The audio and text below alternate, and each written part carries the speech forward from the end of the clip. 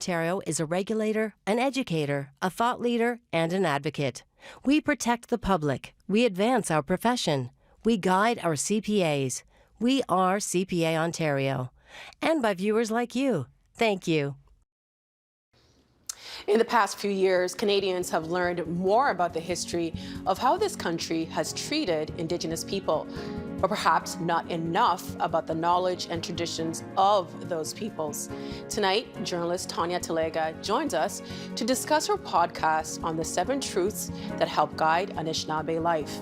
Then, our Ontario hubs assess what municipal integrity commissioners can do for the public. And from snowbirds heading south to what novelists got right about this pandemic, we've got the Agenda's Week in Review. It's Friday, November 20th, and that's all ahead on the agenda.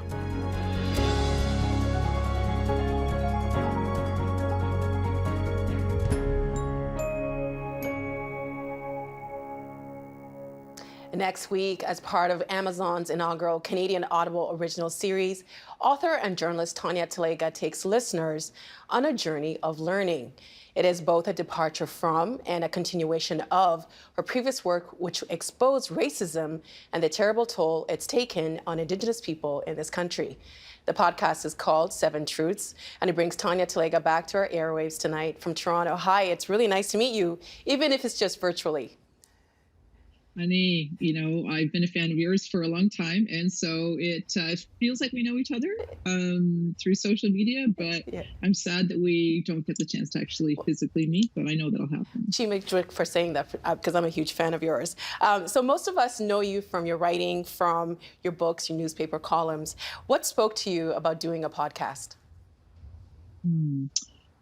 There is something about returning to oral storytelling, and I have found myself doing a lot of speaking in the last several years. And to be quite frank with you, it's something that I never really saw myself doing. But as I did more and more of it, I realized the power of oral story, and that's a power that our people have had for such a long period of time. But for me, I have been more of a writer, someone who quietly writes things, in a corner. And that's why I went into newspapers as opposed to TV or standing on a stage. But there is something about our tradition of oral story that really was speaking to me. And podcasts seem like the perfect place to do that in. It's a way that we could use not just my voice, but the voices of so many from our communities and tell our stories all together. What are the 7 grandfather teachings? The 7 teachings are love, humility, bravery, wisdom, honesty, respect, and truth. Now, on this journey, you are not alone. You're with someone that means a lot to you. You're with an elder. Who is he, and what does he mean to you? Miigwech for asking about Sam Ashnipanescum. Sam means a lot to me. He has been someone who's been in my life since the inquest into the deaths of the 7 fallen feathers. I first met Sam there. And he actually was sitting in front of me in the courtroom. And I remember, he's a tall man, and he sat right in front of me, and I couldn't see when he sat down. And I remember, he had a long braid at the back of his head, and I wanted to pull it and say, can you please move? I can't see anything. And he seemed like a happy guy, a jovial guy. And I remember afterwards going up to him and saying to him, just talking to him, just engaging him in conversation. And then I noticed that he was the elder for the families of the 7 students. And we started talking like we had always known each other. And that began a friendship that we have. And I still speak to Sam. In fact, I was speaking to him this morning. I speak to Sam every day. And he helps me on my own journey. And so it seemed like he was the perfect person to bring forward on this podcast so Canadians could hear his voice explaining the 7 grandfather teachings. In the first episode, Love, you do discuss the 7 fallen feathers, which you've been on this program talking about. Why was love the appropriate theme for this awful tragedy?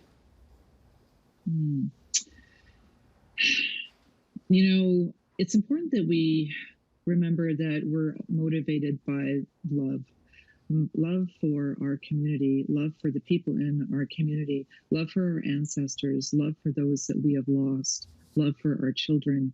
And all of the work that we do is not just for the here and now, it's for the generations and the generations that follow. It is for our children's children's children.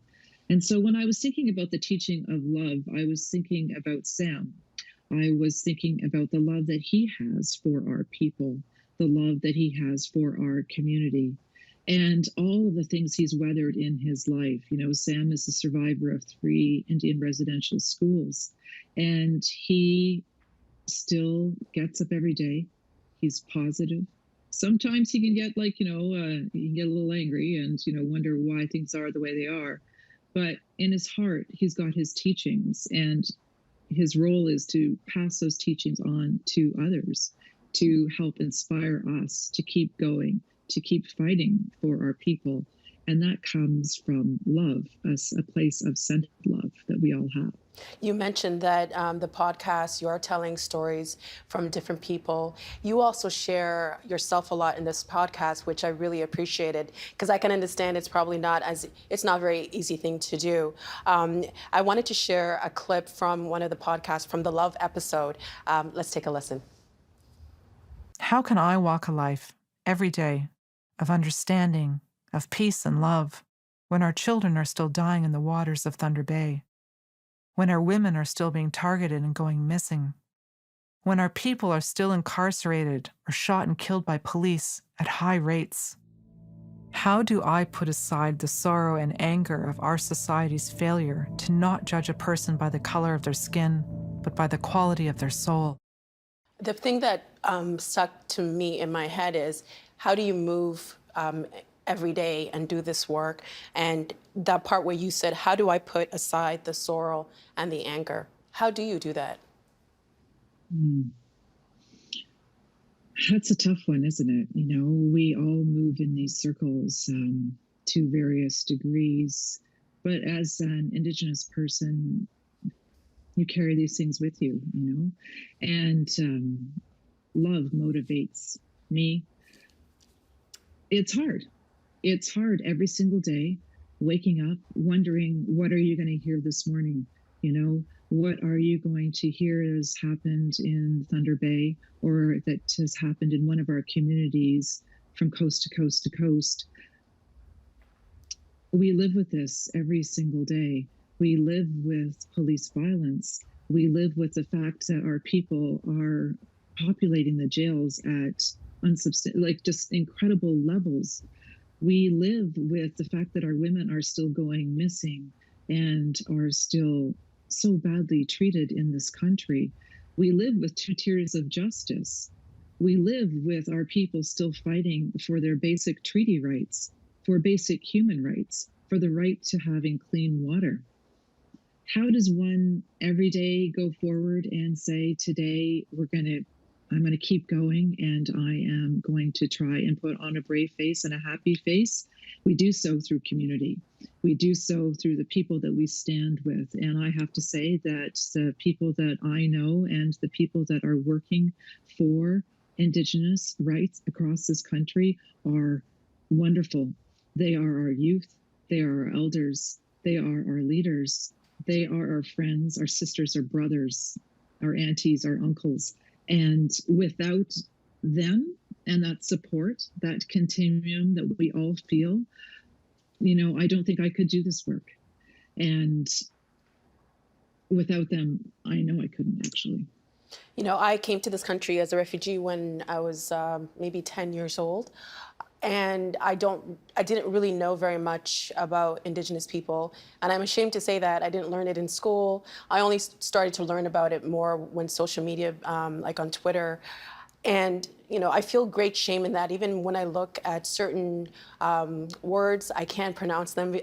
I should be able to, because we are on Turtle Island. One thing that I really appreciate about this podcast is that there's a lot of history in it, and you're able to learn the history by learning from people who were there when those events happened. In episode 5, Honesty, you talk about Shoal Lake 39 First Nation in Northern Ontario. What did that episode reveal? Thanks for asking about that episode. It's an incredible story, and it's a story that, you couldn't make up if you tried. It's a story of Shoal Lake 39, a community outside of Kenora, Ontario, a community that for over 100 years, the city of Winnipeg has been taking the water from Shoal Lake 39, and the other community is Shoal Lake number 40. It's also right there. And a giant aqueduct runs from Shoal Lake to the city of Winnipeg, and it delivers Winnipeg clean drinking water every single day. So every day that the people of Winnipeg get up and they turn their taps on, they have their coffee, they have their shower, they're doing so with water from Shoal Lake 39, Shoal Lake 40. Now, the thing is that Shoal Lake 39 has never been compensated for the use of that drinking water. And they are unable to use the area and the land that they have lived on for thousands and thousands of years due to the fact that the city is taking this water and shipping it all the way to Winnipeg. And believe it or not, there is still a law on Ontario's books that allows for this. But also hidden in that law, it states that they will compensate any party who is injured by the removal of this water. Yet there is Shoal Lake number 39, and they have never been compensated for the removal of this water. It's, a story that is rooted in the story of Canada itself, the story of taking, the story to failing to recognize our rights as people, failing to recognize treaty rights. Treaties are laws of the land. They built this country. They're not just some piece of paper that is worthless or means nothing, but Canada's courts and governments have treated it as such. The people of Shoal Lake 39 should be compensated. And that is what this story is about. This is a story, this is an episode of honesty and how Canada needs to be honest with itself. Does Canada have what it takes to be honest? We are capable of being honest, but do we choose to be honest? Does the government choose to be honest? There has to be political will across this country. That political will has to start from the people itself. You can change all the laws you want in the world, but unless the will of the people is behind the changing of those laws, nothing will get done. And so we need to make sure we have the hearts and minds of Canadians who push lawmakers to do the right thing and who themselves do the right thing. And until we do that, we will never have equity in this country. And we're talking about Shoal Lake and the removal of water for the people of Winnipeg at the expense of an entire First Nations community. And it's incredible to me, too, that, the city of Winnipeg has grown and thrived off the fresh water of Shoal Lake. Yet there is Shoal Lake number 39. They have not had the chance to grow and to thrive and to be the power that they need to be, the economic power that they need to be as well, because of the loss of their water. Do you think, as I said, there's I think it is fair to say there is a gap in how history is taught in Canada. I hope I'm not wrong, but from my own experiences, do you think it's fair to say that if people did know more about the history, that they would be moved to maybe act more? Oh, absolutely. One of the things that I often speak about is the need for education reform. We need to tell our children the truth about what's happened in this country. We need to teach what has happened in the Indian residential schools that existed from the mid-1800s to 1996 in this country. Like you mentioned, you didn't know about First Nations people when you came here, and you go to school, and then suddenly you're finding out through social media, you're finding out through books and through your own learning of what the truth is. We will only build a good and equitable Canada when we start telling our children the truth. And the truth is hard. It's hard to admit that we have built a country without respecting treaties, without respecting nation-to-nation agreements. It's hard for Canadians to hear that there are two levels of citizens in this country. There are Indigenous people and there are non-Indigenous people. There are two sets of rights. There's something called the Indian Act, which has governed the lives of every single status Indian in this country since 1876, and that is still law in Canada.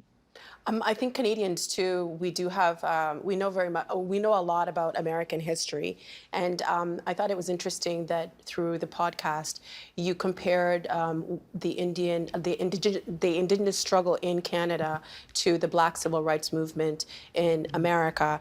In episode 6, Respect, you discuss Kenora, Ontario. What happened there in 1974 that led to a civil rights activism? Miigwech for asking about Anishinaabe Park. The Anishinaabe Park occupation happened in the summer of 74. And it's something that should be written up in the history books across Canada. But of course, like many of our stories, it is not. But it is a history that people should know and that people should be proud of. For the fact that this was coming on the tail of the civil rights movement that was happening in the United States in the 1960s. This is coming on the tail of Wounded Knee, of Alcatraz Island, of the birth of the American Indian movement, which actually happened in Minneapolis, Minnesota, by Ojibwe people, by Anishinaabe people. And members of AIM were actually there in 1974 at Anishinaabe Park. Now, Anishinaabe Park is a park, and it's within Kenora. And this was a meeting place for so long, for centuries. First Nations people would come down through the rivers in Kenora, and this is a place that they would stay. This is where they would lay their head. It was a gathering place. It was a meeting place. And that piece of land was taken and it was turned into a park, and First Nations people were not consulted. This happened, and it was in the early 1970s when, in the city of Kenora itself, a city that has struggled very much so with racism and a history of racism, the Ojibwe people in the area, they were holding a conference in the early 70s looking at things like the Indian Act, looking at the things like how come we can't get health care? How come we can't get dental care? Why are the police being so brutal to our people? I talked about this in the episode of the amount of arrests, the incredible amount of arrests of First Nations people for drunkenness, getting people, homeless people, and removing them from the land. This was in the early 70s, and of the abject police brutality that the people were experiencing.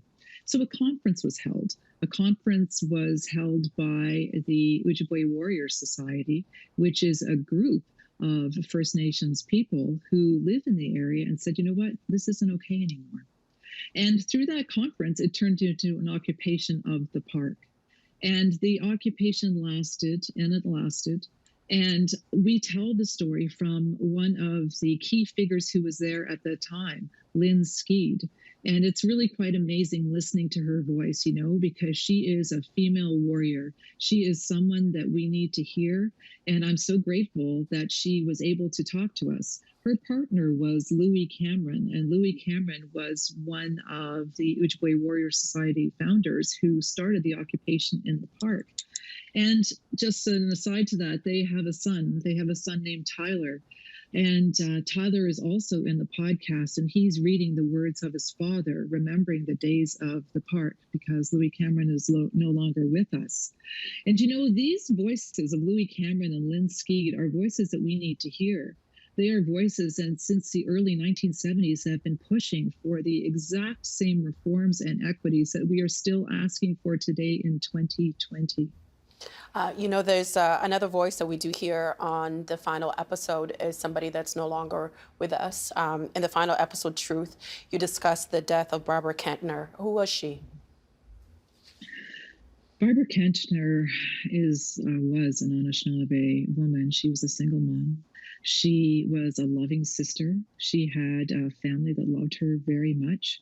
And she was walking with her sister, Melissa, on a cold January night on the streets of Thunder Bay when a car passed them. And outside of the car a metal trailer hitch was hurled at her and her sister. It hit Barbara square in the stomach. Barbara Kentner died that summer after the hitch hit her stomach, traumatizing injuries that occurred in her belly.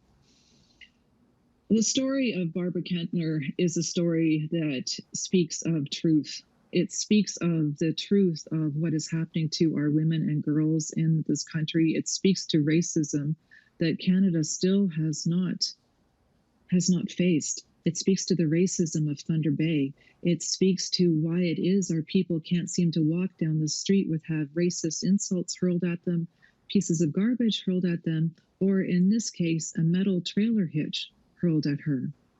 And so we hear the story of Barbara Kentner told through her sister Melissa, who was standing with her when that hitch went flying and hit her in the stomach, her sister in the stomach. And we also hear the story of Barbara Kentner through the journalist Willow Fiddler, who was at the time, she was with APTN, but she's now with the Globe and Mail. And she covered that story. You know, she was there, and she is a First Nations woman who lives in the city of Thunder Bay and experiences Thunder Bay every single day. And so to me, it was really important to have Willow's voice and to have Melissa's voice. And also you hear Barbara's voice through Willow's reporting in this episode called Truth. The man accused of killing her, Braden Bushby, is currently on trial for manslaughter. We've been talking a little bit about justice, and it is a theme throughout this podcast. Do you think Indigenous people can get justice in Canada's criminal justice system?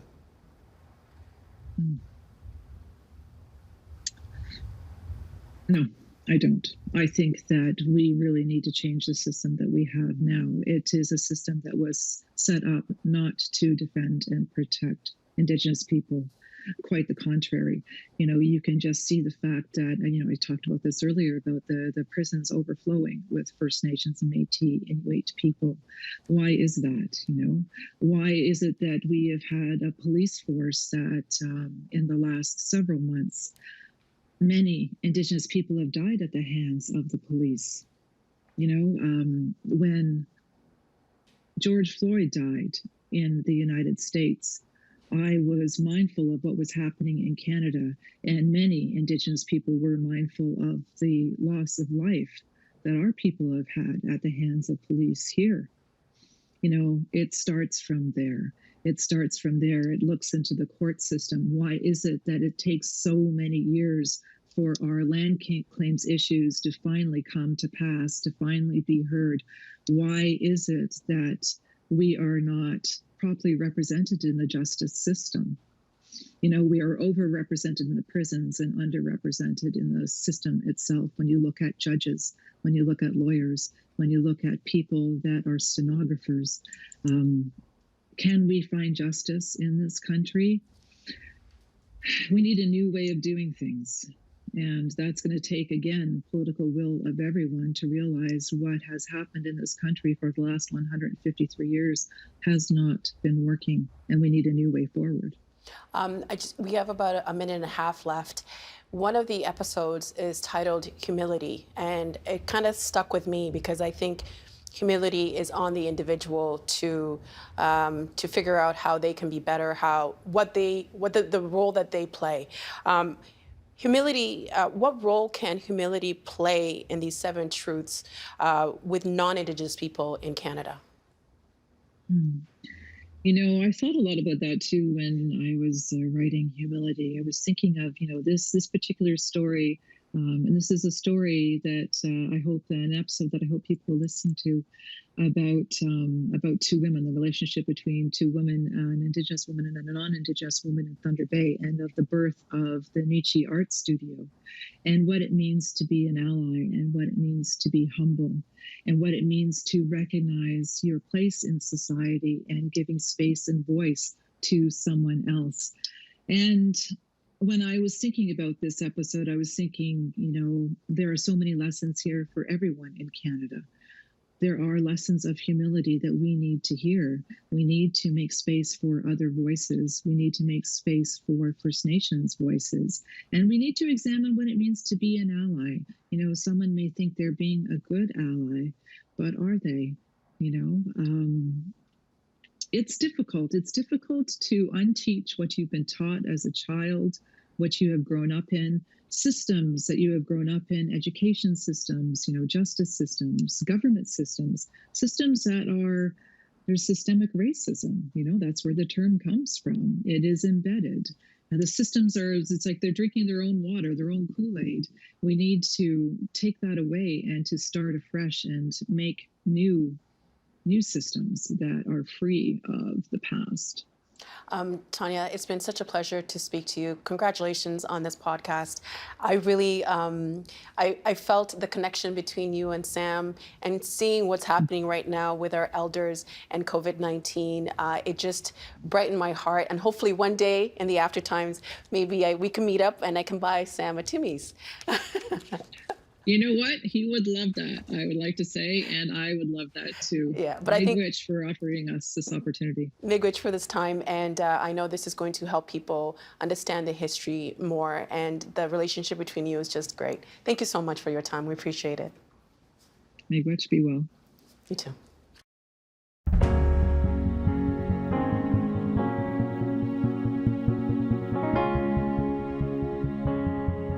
If you have a complaint about something your municipal councillor or a member of a city board has done, Ontario's given citizens another way to be heard.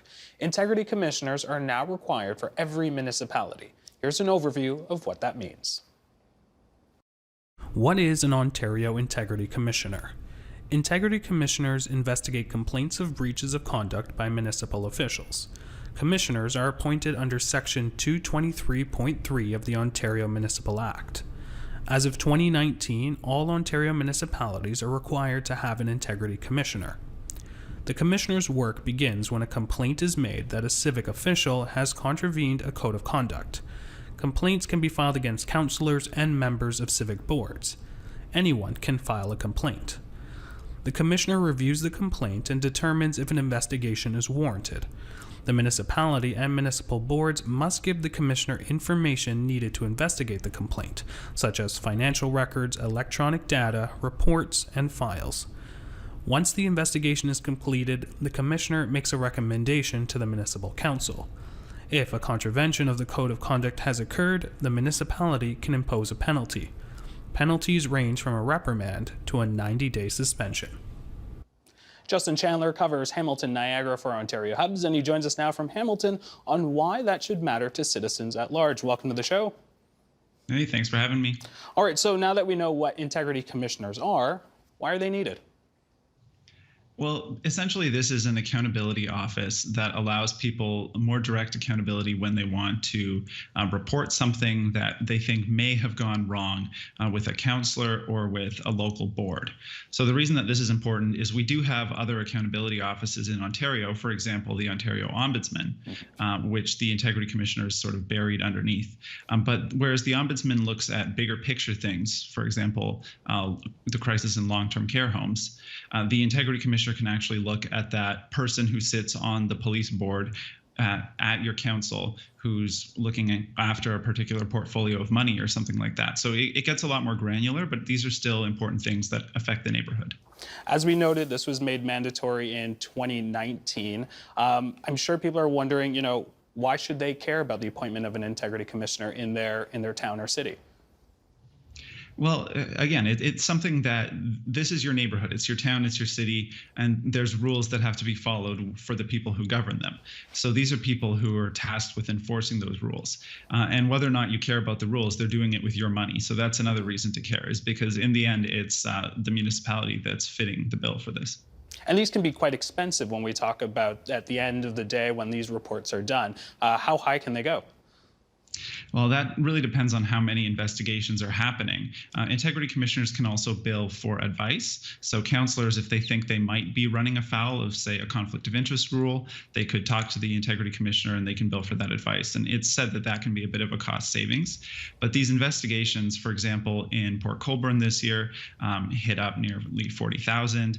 In Niagara Falls, you're thinking maybe around 145,000. In Welland, they spent about 10,000, and that was for advice and for investigations. But you can see that this it racks up pretty quickly. I want to talk about one report that you highlighted in your latest article for TVO.org that had a relatively positive outcome. Tell us about that. Yeah, so this was a case in Welland where a counselor, basically he owns a cafe, and the cafe does some business with the library. And so when a decision about the library came before council, this counselor should have recused himself from the decision, and he had in the past. However, in this case, he did not. And so he said that this was an oversight. It was brought forward to the Integrity Commissioner. They talked it out, and the Integrity Commissioner said, yes, I believe this was an oversight, and this person should apologize. And so the counselor apologized and says that they think, they didn't want to do it, and it felt bad. Nobody likes to get called out for making a mistake. But in the end, they said this was a good process, and they learned from their mistake. So that seems like a pretty safe case, but I can see this being politicized or weaponized. Has that been the case in some of the examples that you've seen? Yes, things can get a little bit spicy. Also in Welland, we had a case where there was one particular counselor who really didn't like that another counselor was smiling at him in a meeting. And so he basically told the other counselor, I'll meet you out in the parking lot or something like that. And so that counselor filed a complaint saying the counselor over there complained about me when I was smiling and threatened me. And so this went forward to the Integrity Commissioner, and then the Integrity Commissioner brought up the counselor who made the threats and said, what do you have to say for yourself? And so that counselor filed a counterclaim and said that he was being harassed by the smiler. So you can see how it gets a little bit convoluted. It's a lot of back and forth and back and forth. I'm curious about cost. We talked about the cost of a finished report, but how accessible is this? The examples that we have here, we have counselors making complaints against other counselors. Can citizens do that as well? Yes, citizens can, and this is where it starts to get a little bit more complicated. As councils have seen these costs go up, and remember, this is a relatively newer expense, being as some councils had integrity commissioners before, but since 2019, they became more known, and more people are perhaps making complaints than they were before, is some of the belief around this. So in an effort now to tamp down increasing costs, certain councils are trying to impose fees on people to make complaints. So, for example, in St. Catharines, it costs about $36 to make a fee. In Niagara Falls, they recently ruled to make a $200 fee to file a complaint. And in Welland, they had a similar bill on the table, but they ended up voting that down. But these are ways that, that theoretically you could end up paying more now. I'm curious, should this not be a free service? Well, that's what the Ontario Ombudsman says. They say that this should be a free service, and integrity commissioners can throw out frivolous complaints, as you saw with that example in Welland with the smiling. But some councillors don't agree, and they say this is costing a lot of money. They're worried about the infighting, and they're looking for any sort of deterrent. So let's talk penalties. Are there real penalties, or is this just paperwork? And I think what I'm really trying to ask is, can you get fired for having a complaint that goes through? No, not by the Integrity Commissioner. The Integrity Commissioner can dock you 90 days pay, which I think is significant, especially maybe in a smaller town. You've got 2 jobs, so you're a counselor and you're something else. Maybe this is a big portion of your income. But there's also cases where they might remove you from a board. But in the end, the ultimate punishment is up to councils. The Integrity Commissioner recommends the punishment, but that has to go forth to council, and then they have to decide whether or not they want to dock you your pay. And in the end, the person who's really firing a city councillor is the electorate, so that's the voters. And there is some evidence to show that Integrity Commissioner rulings don't make much of an impact at the election, but perhaps not enough people know about them. Justin, thank you so much. A very important story, of course. That's Justin Chandler, our Hamilton Niagara Hub journalist. Thanks again. Thank you very much.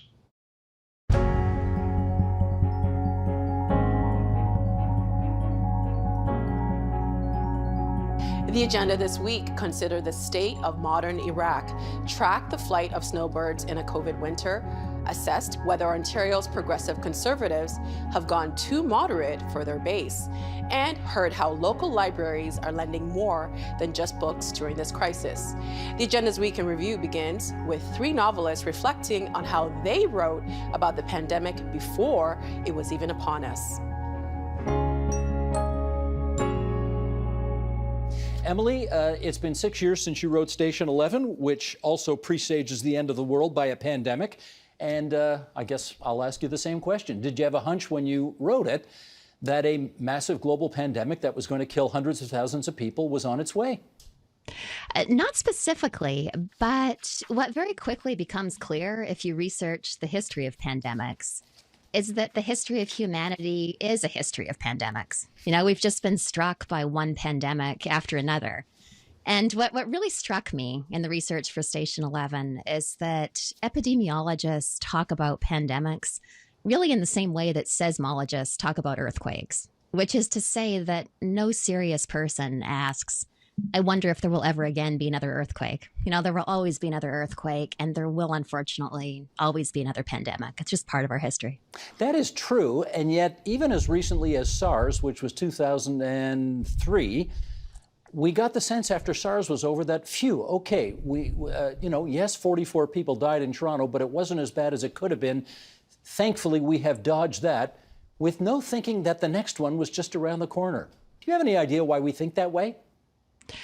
I think it was a mass failure of imagination. You know, I find myself a little bit haunted by the period immediately before the pandemic, which is to say 3 weeks or so before Emma handed in her novel in February into very early March, where even though we knew what was coming, we could read the headlines, we were still shaking hands with strangers and taking our kids to school.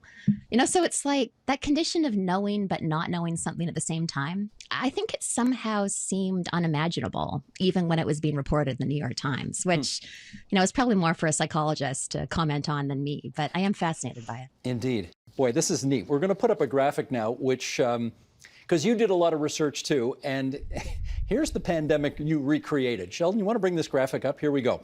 In your book, it starts with a novel coronavirus from Yunnan province in China. There is an anti-Asian backlash. It is a respiratory disease that's airborne and highly contagious. People are quarantined for 3 weeks if exposed, and everybody wears PPE, personal protective equipment. The gyms get closed. Food delivery service skyrockets, as does consumption of media. It makes its debut as a super spreader event in New York City and spreads like wildfire. That is eerily accurate to what has actually transpired. How have you managed to get so much of that right? Well, I mean, like Emma, I did a lot of research, a lot of internet rabbit holes. And because I was writing for such a long time, I was working on it for so many years that I kept re-researching things. And as new epidemics would break out, I would sort of comb through the news looking for, you know, new developments. I read a lot about the Spanish flu. I read about SARS.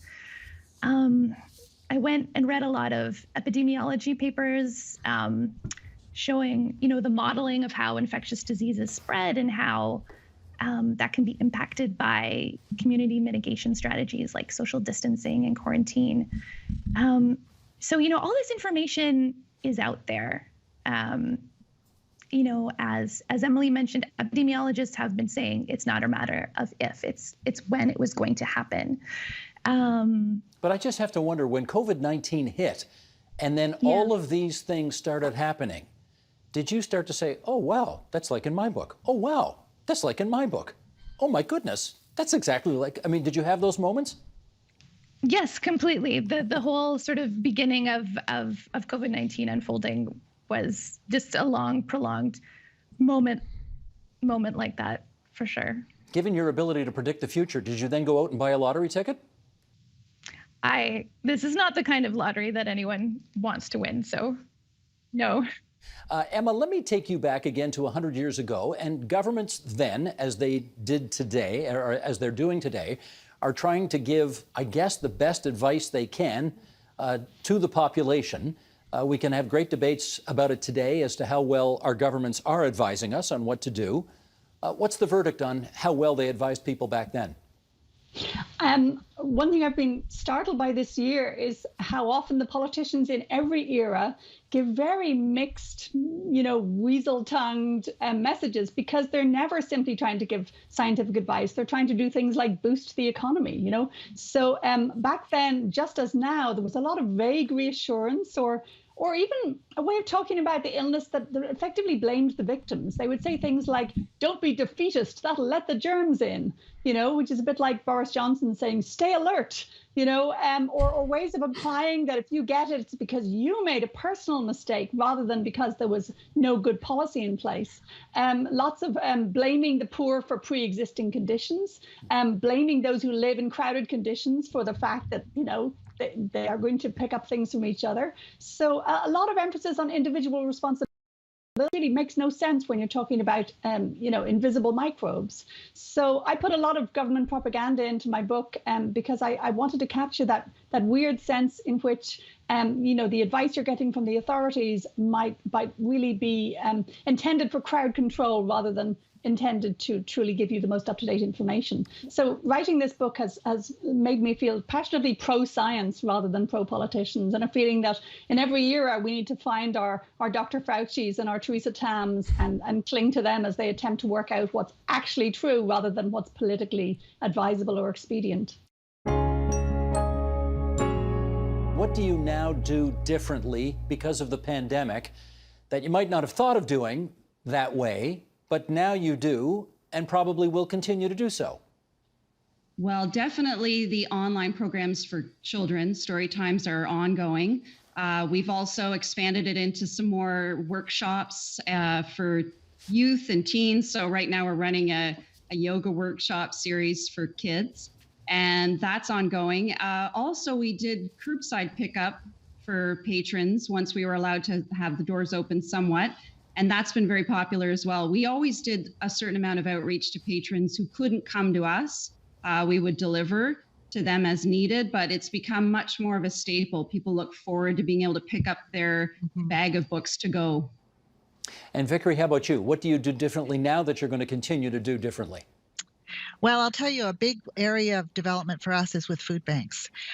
When we closed in March, there was a real need in Toronto for food distribution sites and for people to support those sites. So we opened 12 of our branches for food bank distribution. We repurposed our book sorting and distribution site for food bank sorting and distribution.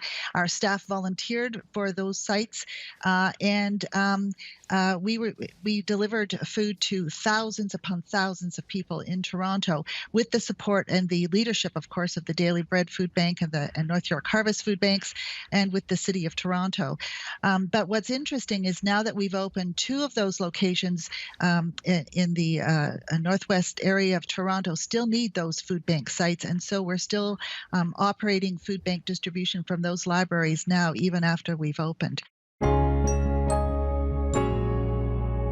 As we've seen in this pandemic, the way that we're going to succeed and to fight this is through sort of solidarity, through thinking about each other, acting as a community, and sometimes that goes against our own personal best interest, but we do it because we know that it's reduces risks for others. So, for instance, the idea that kids are in school and now we shouldn't be perhaps visiting with my parents inside their homes because they have increased risk through the cohorts that they are with at school. And so it's not what we would like to do personally, but it's what we think we should do because we don't want to get other people sick who might be higher risk. And the same goes for traveling. So the more crowds there are, and we're part of that, if we're going into the airport, we're going into planes, we're contributing to a crowd where that's how the virus is transmitted. So the more we act in keeping with sort of a solidarity idea, the view that we're looking out for each other, then the more successful we'll be. And that's why the Minister of Health and the Chief Medical Officer are saying, stay put. We want people to stay in their homes because that reduces the risk for everyone. I hear you, but what about the argument some people might come back with, which is, so few people are flying these days. The airports are basically much emptier than they ever were. The flights are going to be half, if not more, empty. The risk that we're taking or the risk that we're imposing on the rest of society is actually probably historically low right now. What about that argument? Yeah, it depends how many people think that way, and then they won't be so quiet and the crowds will increase. So I think we just have to make our own decision for where we're going to be best placed. Is it staying in Toronto in the winter and waiting until it's safer to be in another country, or is it to go and stay somewhere warm where you're not going to go out and socialize, but you can be in a warm place? I mean, these are decisions that everyone's going to have to make for themselves. Scott, let me get you back in here and again get you to speak to this ethical angle here. As a lawyer, you would care about ethics and the law. Do you think there's an ethical argument to be made that nobody should be going south to the United States for the winter while the governments are urging us to kind of shelter in place and, nip this thing in the bud? Well, I don't think I think the government statement that you quoted was an accurate and useful one, and I agree with Sarah's observations, but I don't think it's a one-size-fits-all situation. And there's a number of Ontario residents who, for very valid health reasons, need to get themselves away from the harshness and hazards of a Canadian winter. And so for those people, there's little alternative. For those who are just seeking, like playing golf all through the winter, well, that's a different calculation. And I think everyone has to be their own judge of the moral hazard they're undertaking and how it might affect others they care about. No family in the history of the world is more cantankerous a bunch than the conservative family. You'll never meet a group of people that are constantly fighting and disagreeing or agreeing with each other, and it's one really, truly big tent. And so with that in mind, I don't like this constant comparison of Doug Ford to Bill Davis. There was only ever one Bill Davis. There was only ever one John Robarts, my favorite premier. Is that his picture over your shoulder, incidentally? That is his picture over my shoulder. That's supposed to be in Queen's Park. I have no idea how I got it, but that's John Robarts. That's John Robarts, the former premier, Prime Minister of Ontario. And the Doug Ford that we know today is really just an affirmation of the Doug Ford I think we knew we were going to get. It didn't seem like it at the time because it's party politics, it's electoral politics, and during a campaign, you're going to see the most bombastic parts of a leader in order to try and win an election. We also have to remember how Doug Ford came to be the Premier of Ontario and the leader of the Ontario PC Party. It was through a very difficult process, and as a result, we have now Doug Ford, and that's great for how quickly the party was able to move forward and end up winning the election. But I don't think that it's a shocker to see that Doug Ford, in the middle of a pandemic, in the middle of what's going on right now, has sort of, if you want to say, turned the other cheek. I agree with Melissa. This is more of an empathy Doug Ford. This is more of a caring Doug Ford, and it was always there. If we look at the way that he responded when his brother, former mayor of Toronto, Rob Ford, died, I think that aside from the two of them being so close, you could really see the kind of person that Doug Ford really was. And even then, when he ran for mayor, a lot of people made the comparison between Doug and Rob, saying that Doug seemed to be more of the calmer, more sensible voice on city council some of the time, as opposed to the chaos of Rob Ford. I think today all we're seeing is a better, smarter leader. He's grown into the role. He's grown into it very well. He understands what needs to be done. I don't like this, again, comparison of Rob Ford to Bill Davis or Doug Ford to Bill Davis or Doug Ford to Larry Grossman or Doug Ford to all these other fairly progressive leaders in the party's history, because there's only one Doug Ford. No, I get you, Donald. I get you, but I have to say, I think it was back in March that the Premier started his daily briefings, and when he said the clip that I'm about to show you, well, I think it took a lot of people by surprise. Let's put it that way. Sheldon, let's roll that clip if you would. I want to thank the media. You're playing a massive role in helping us out, and I just want to thank you. There was an article in the Star. Yeah, the Star writes great articles. Okay, Brian, when you heard that, what'd you think?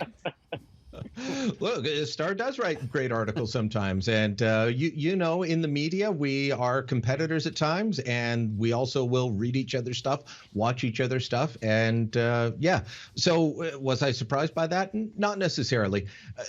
At that point in particular, the government needed the media to get the message out. Now, Besma, you gave us a really terrific, I guess what they call in your business, a tour d'horizon of all of the reasons why the Iraq invasion turned out to be such a failure 17 years ago. But let me bring you to today now. How concerned would you be as an observer of world affairs about Iraq turning into, you know, another playground for proxy wars by differing powers all over the place?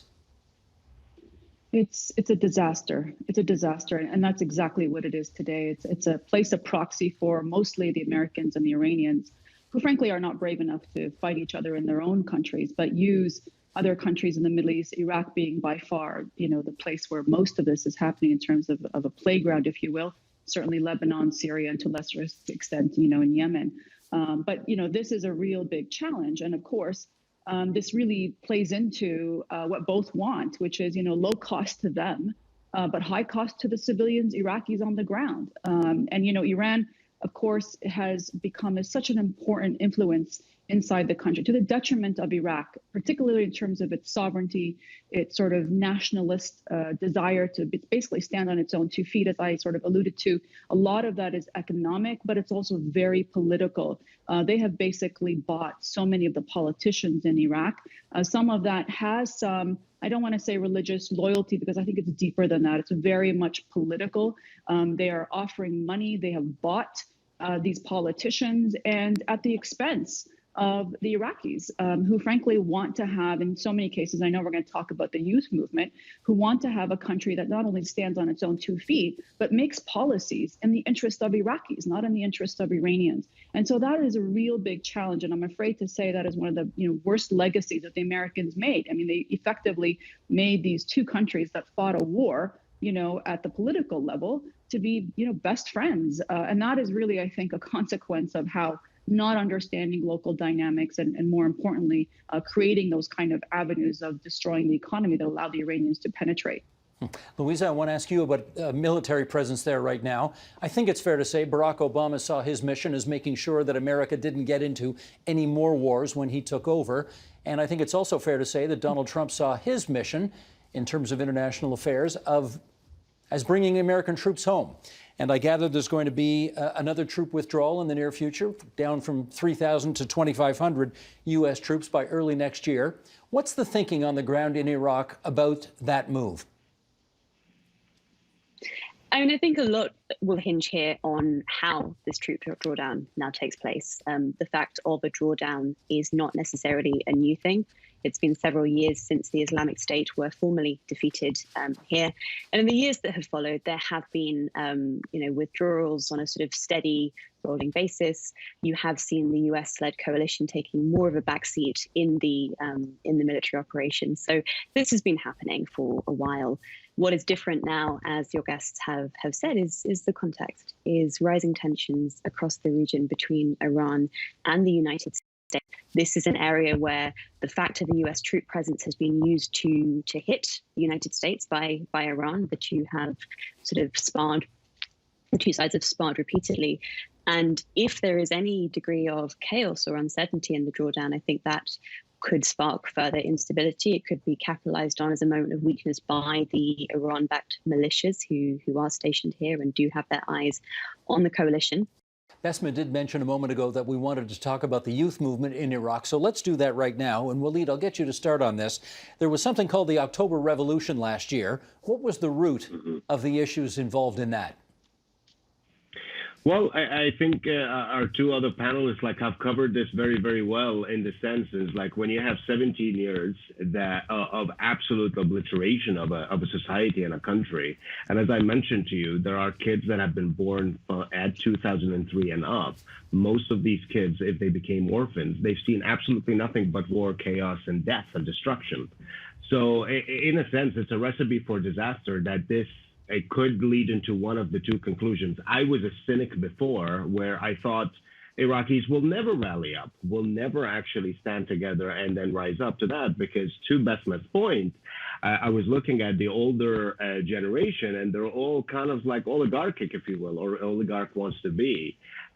So they were fixing their minds on how economically we can survive, so on and so forth. And then lo and behold, I was really surprised when it happened. Then you see the youth movement rising, standing up.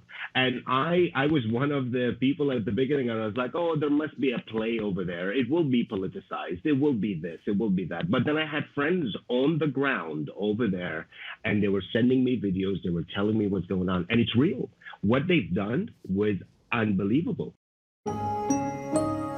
That's just some of what we covered this week on The Agenda. For more, including the full conversations, you can visit our website, tvo.org, our YouTube channel at youtube.com/theagenda, or our Twitter feed, twitter.com/theagenda.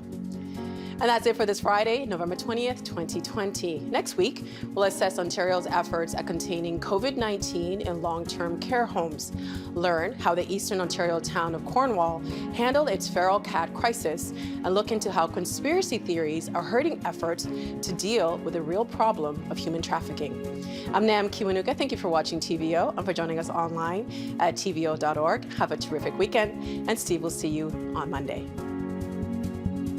The Agenda with Steve Paikin is brought to you by the Chartered Professional Accountants of Ontario. CPA Ontario is a regulator, an educator, a thought leader, and an advocate.